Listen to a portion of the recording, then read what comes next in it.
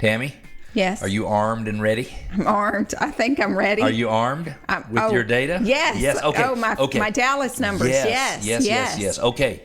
Last 7 days in the Metro Atlanta market, 2,383 new listings hit the listing service. 2,383.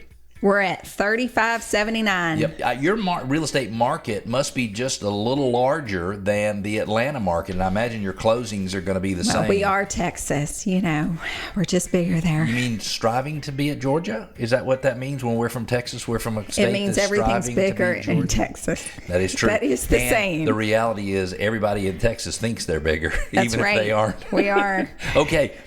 1,046 under contract. Now, I want you to think about the significance of that in Atlanta, Tammy.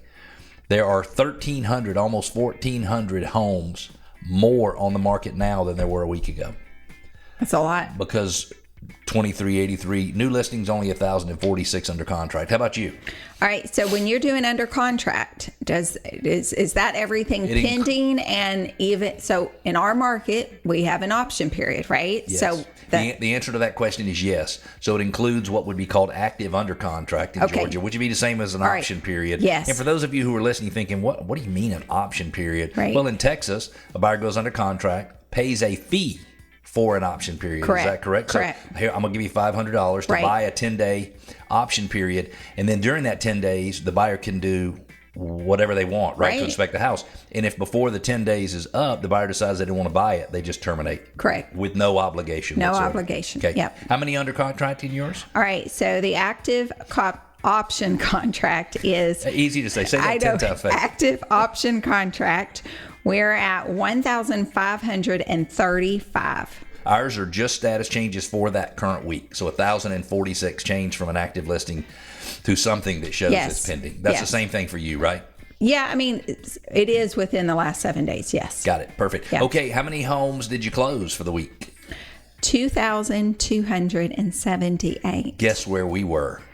1,316. Big difference. What was your new listing count? 2,383. Okay. And you were in the 3,000s, low 3,000s. Yeah. Yep. Right. And then, now homes with a price decrease in the last 7 days, homes with a price drop. Atlanta, Georgia, 2,332.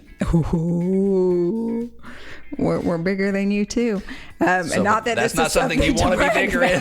This isn't something to really take the trophy on. Yeah, you got a little bit of your Texas attitude back there. You don't want to have more. Yeah.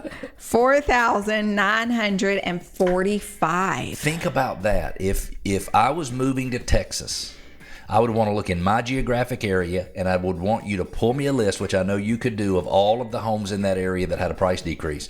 Because that is a seller saying, hey, look at me, I'm raising my hand. I am willing to be more negotiable with you than other people. I want to sell my house. So I always think of the seller side, right? Like I always think of what impacted that big number. And sadly, it is incorrect pricing.